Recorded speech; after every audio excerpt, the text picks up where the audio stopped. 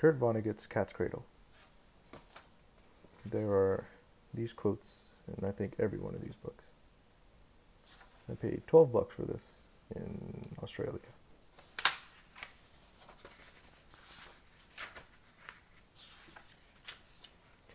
Nothing in this book is true. Live by the FOMA, the harmless untruths that make you brave and kind and healthy and happy. The Books of Bokonon, 1, something 5.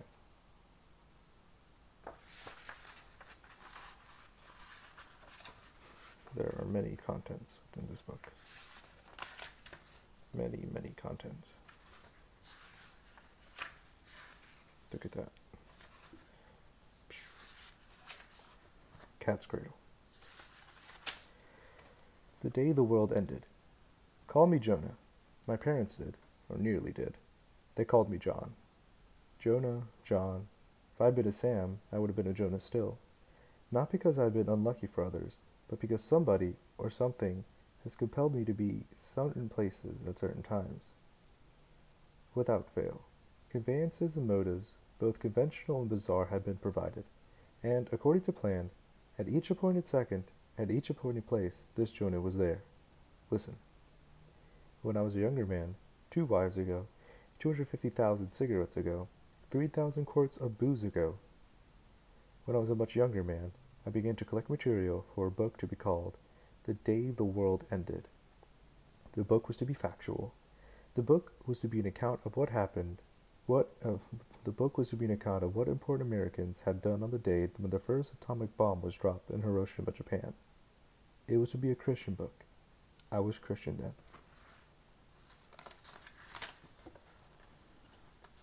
I'm a Bokononist now.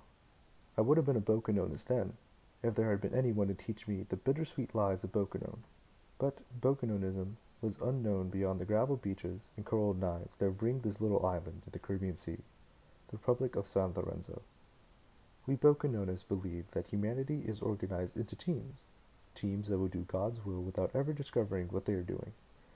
Such a team is called a Karas by Bokonon, and the instrument, the can-can, that brought me to my own particular Karas was the book I never finished, the book to be called The Day the World Ended. Nice, nice, very nice. Chapter 2.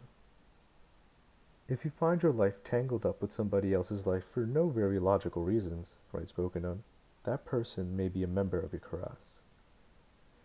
At another point in the Books of Bokonon, he tells us, man created the checkerboard, God created the Karas. By that he means that the Karas ignores national, institutional, occupational, familial, and class boundaries. It is as free-form as an amoeba. In his 53rd Calypso, Bokonon invites us to sing along with him. Oh, a sleeping drunkard up in Central Park, and a lion hunter in the jungle dark, and a Chinese dentist and a British queen, all fit together in the same machine. Nice, nice, very nice. Nice, nice, very nice. Nice, nice, very nice. So many different people in the same device. Chapter 3, Folly. Nowhere does Bokonon warn against a person's trying to discover the limits of his Karas and the nature of the work God Almighty has had to do it. Bokonon simply observes that such investigations are bound to be incomplete. In the autobiographical section of the Books of Bokonon, he writes a parable on the folly of pretending to discover, to understand. I once knew an Episcopalian lady in Newport, Rhode Island, who asked me to design and build a doghouse for her Great Dane. The lady claimed to understand God and his ways of working perfectly. She could not understand why anyone should be puzzled about what had been or what was going to be. And yet, when I showed her a blueprint of the doghouse I proposed to build, she said to me, I'm sorry, but I never could read one of those things. Give it to your husband or your minister to pass on to God, I said. And when God finds a minute, I'm sure he'll explain this doghouse of mine in a way even you can understand. She fired me. I shall never forget her.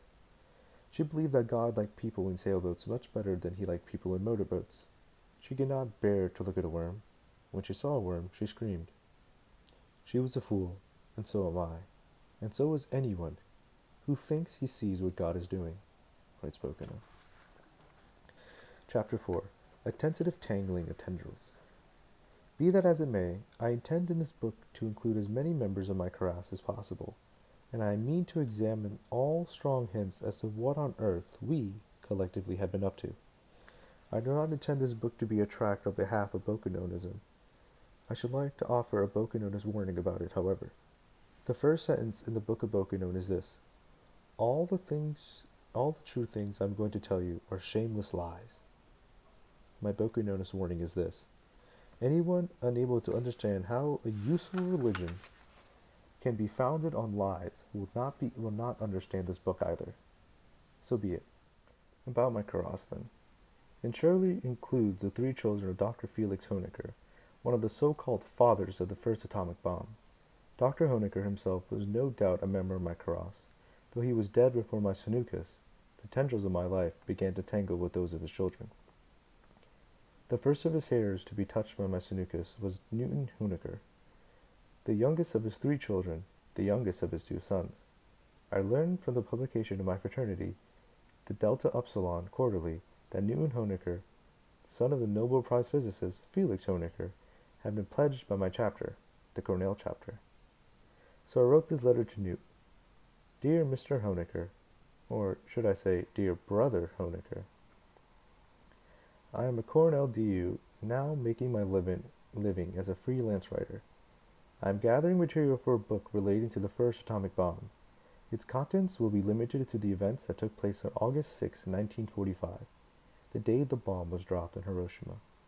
Since your late father is generally recognized as having been one of the chief creators of the bomb, I would very much appreciate any anecdotes you might care to give me of his life in your father's house on the day the bomb was dropped. I'm sorry to say that I don't know much about your illustrious family as I should, and so don't know whether you have brothers and sisters. If you do have brothers and sisters, I should like very much to have their address, so that I can send similar requests to them. I realize that you're very young when the bomb was dropped, which is all to the good. My book is going to emphasize the human rather than the technical side of the bomb, so recollections of the day through the eyes of a baby, if you will pardon the expression, would fit in perfectly. You don't have to worry about style and form. Leave that all to me. Just give me the bare bones of your story. I will, of course, submit the final version to you for your approval prior to publication. Fraternally yours. Chapter 5. Letter from a Pre-Med. To which Newt replied, I'm sorry to be so long about answering your letter. That sounds like a very interesting book you are doing. I was so young when the bomb was dropped, and I don't think I'm going to be much help. You should really ask my brother or sister, who are both older than I am. My sister is Miss Harrison C. Connors, 4918 North Meridian Street, Indianapolis, Indiana. That is my home address, too, now. I think she would be glad to help you. Nobody knows where my brother Frank is. He disappeared right after Father's funeral 2 years ago, and nobody has heard from him since. For all we know, he may be dead now. I was only 6 years old when they dropped the atomic bomb on Hiroshima, so anything I remember about that day, other people have helped me to remember. I remember I was playing on the living room carpet outside my father's study door in Ilium, New York. The door was open, and I could see my father. He was wearing pajamas and a bathrobe. He was smoking a cigar. He was playing with a loop string. Father was staying home from the laboratory in his pajamas all day that day. He had stayed home whenever he wanted to. Father, as you probably know, spent practically his whole professional life working for the research laboratory at the General Forge and Foundry Company in Ilium. When the Manhattan Project came along, the bomb project, Father wouldn't leave Ilium to work on it. He said he wouldn't work on it at all unless they let him work where he wanted to work. A lot of that time meant at home. The only place he liked to go outside of Ilium was our cottage on Cape Cod. Cape Cod was where he died. He died on Christmas Eve. You probably know that too.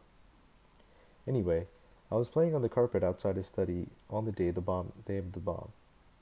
My sister Angela tells me I used to play with little toy trucks for hours, making motor sounds going burn, burn, burn, burn all the time. So I guess I was going Merton, Merton on the day the bomb dropped, obey the bomb, and father was in his study playing with a loop of string. It so happens that I know where the string he was playing with came from. Maybe you could use it somewhere in your book. Father took a string from around the manuscript of a novel that a man in prison had sent him. The novel was about the end of the world in the year 2000, and the name of the book was 2000 AD. It told how mad scientists made a terrific bomb that wiped out the whole world. There was a big sex orgy when everybody knew that the world was going to end, and then Jesus Christ himself appeared 10 seconds before the bomb went off. The name of the author was Marvin Sharp Holderness, and he told father in a covering letter that he was in prison for killing his own brother. He sent the manuscript to his father because he couldn't figure out what kind of explosives to put in the bomb. He thought maybe father could make suggestions. I don't mean to tell you I read the book when I was 6. We had it around the house for years. My brother Frank made it his personal property on account of the dirty parts. Frank kept it hidden in what he called his wall safe in his bedroom. Actually, it wasn't a safe, just an old stove flue with a tin lid. Frank and I must have read the orgy part 1,000 times when we were kids. We had it for years, and then my sister Angela found it. She read it and said it was nothing but a piece of dirty, rotten filth. She burned it up, and the string with it. She was a mother to Frank and me, because our real mother died when I was born. My father never read the book, I'm pretty sure. I don't think he ever read a novel or even a short story in his whole life, or at least not since he was a little boy. He didn't read his mail or magazines or newspapers, either. I suppose he read a lot of technical journals, but to tell you the truth, I can't remember my father reading anything at all. As I say, all he wanted from that manuscript was a string. That's the way he was. Nobody could predict what he was going to be interested in next. On the day of the bomb, it was a string. Have you ever read the speech he made when he accepted the Nobel Prize? This was the whole speech. Ladies and gentlemen, I stand before you now because I never stopped dawdling like an 8-year-old on a spring morning on his way to school. Anything can make me stop and look and wonder, and sometimes learn. I am a very happy man. Thank you. Anyway, father looked at the loop of string for a while, and then his fingers started playing with it. His fingers made the string figure called a cat's cradle. I don't know where father learned how to do that. From his father, maybe. His father was a tailor, you know, so there must have been a thread and string around all the time when father was a boy. Making that cat's cradle was the closest I've ever saw my father coming along to playing what anybody else would call a game. He had no use at all for tricks and games and rules that other people make up.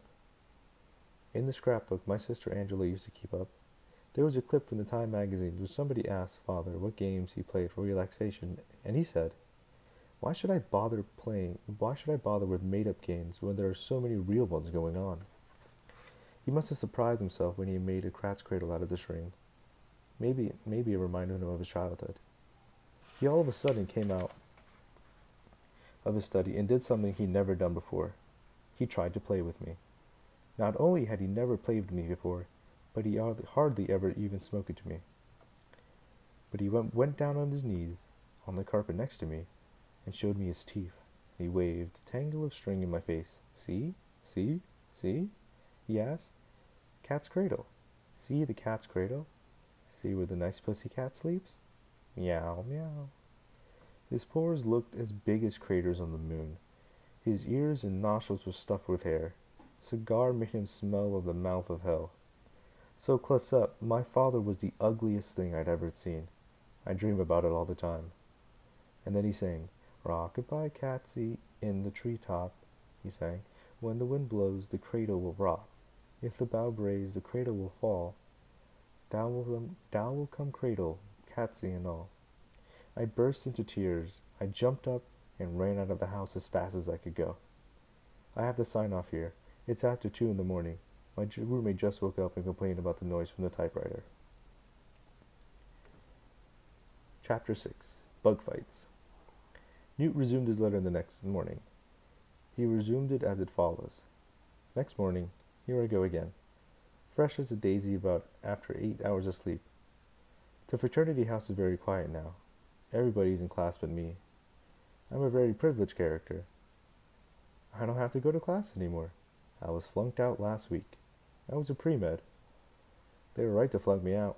I would have made a lousy doctor. After I finish this letter, I'll think I'll go for a movie. Or if the sun comes out, maybe I'll go walk through one of the gorges. Aren't the gorges beautiful? This year, 2 girls jumped into one holding hands. They didn't get into the sorority they wanted. They wanted Tridelt. But back to August 6, 1945. My sister Angela has told me many times that I really hurt my father that day when I wouldn't admire the cat's cradle, when I wouldn't stay there on the carpet with my father and listen to him sing. Maybe I did hurt him, but I don't think I could hurt him much.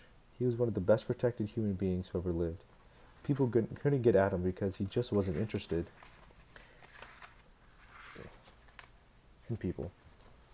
I remember one time, about a year before he died, I tried to get him to tell me something about my mother. He couldn't remember anything about her. Sorry. Did you ever hear the famous story of the breakfast on the day Mother and Father were leaving for Sweden to accept the Nobel Prize? It was in the Saturday Evening Post one time. Mother cooked a big breakfast, and then, when she cleared off the table, she found a quarter and dime and 3 pennies by Father's cup. He tipped her. After wounding my father so terribly, if that's what I did, I ran out into the yard. I didn't know where I was going until I found my brother under a big sprayer bush. He was 12 then, and I wasn't surprised to find him under there. He spent a lot of time under there on hot days, just like a dog. He'd make a hollow in the cool earth all around the roots, and you could never tell what Frank would have under the bush with him. One time he had a dirty book. Another time he had a bottle of cooking sherry. On the day the bomb dropped, Frank had a tablespoon and a mason jar. What he was doing was spooning different kinds of bugs into the jar and making them fight. The bug fight was so interesting that I stopped crying right away, forgot all about the old man. I can't remember what all Frank had been fighting in the jar that day, but I can remember other bug fights we staged later on. 1 stag beetle against 100 red ants, 1 centipede against 3 spiders, red ants against black ants. They won't fight unless you keep shaking the jar, and that's what Frank was doing, shaking the jar. After a while, Angela came looking for me. She lifted up one side of the bush and said, "So there you are." She asked Frank what he thought he was doing. He said, "Experimenting." That's what Frank always used to say when people asked him what he thought he was doing. He always said, "Experimenting." Angela was 22 then. She had been the real head of the family since she was 16, since Mother died, since I was born. She used to talk about how she had 3 children, me, Frank, and Father. She wasn't exaggerating either. I can remember cold mornings when Frank, Father, and I would all be in the line in the front hall, and Angela would be bundling us up, treating us exactly the same. Only I was going to kindergarten, Frank was going to junior high, and Father was going to work on the atom bomb. I remember one morning like that when the oil burner had quit, the pipes were frozen, and the car wouldn't start. We all sat in the car while Angela kept pushing the starter until the battery was dead. And then Father spoke up. You know what he said? He said, "I wonder about turtles." "What do you wonder about turtles?" Angela asked him. "When they pull in their heads, do their spines buckle or contract?" Angela was one of the unsung heroines of the atom bomb, incidentally, and I don't think the story has ever been told. Maybe you can use it. After the turtle incident, Father got so interested in turtles that he stopped working on the atom bomb. Some people from the Manhattan Project finally came out to the house to ask Angela what to do. She told them to take away Father's turtles. So one night, they went into his laboratory and stole the turtles from the aquarium. Father never said a word about the disappearance of turtles. He just came to work the next day and looked for things to play with and think about, and everything there was to play with and think about and had something to do with the bomb. When Angela got me out from under the bush, she asked me what had happened between Father and me. I just kept saying over and over again how ugly he was and how much I hated him. So she slapped me. "How dare you say that about your father," she said. "He's one of the greatest men who ever lived. He won a war today. Do you realize that? He won the war. She slapped me again. I don't blame Angela for slapping me. Father was all she had. She didn't have any boyfriends. She didn't have any friends at all. She only had one hobby. She played the clarinet. I told her again how much I hated my father. She slapped me again. And then Frank came out from under the bush and punched her in the stomach. It hurt her something awful. She fell down and rolled around. When she got her wind back, she cried and yelled at her father. He won't come, Frank said, and he laughed at her. Frank was right. Father stuck his head out a window. He looked at Angela and me rolling on the ground, bawling, and Frank standing over us, laughing. The old man pulled his head indoors again and never even asked later what all the fuss had been about. People weren't his specialty. What to do? Well, will that do? Is that any help to your book? Of course, you really tied me down, asking me to stick to the day of the bomb. There are lots of other good anecdotes about the bomb and Father from other days. For instance, do you know the story about Father on the day that they first tested the bomb out in Alamogordo? After the thing went off, after it was sure that America could wipe out a city with just one bomb, a scientist turned to Father and said, Science has now known sin. And do you know what Father said? He said, What is sin? All the best, Newton Honecker.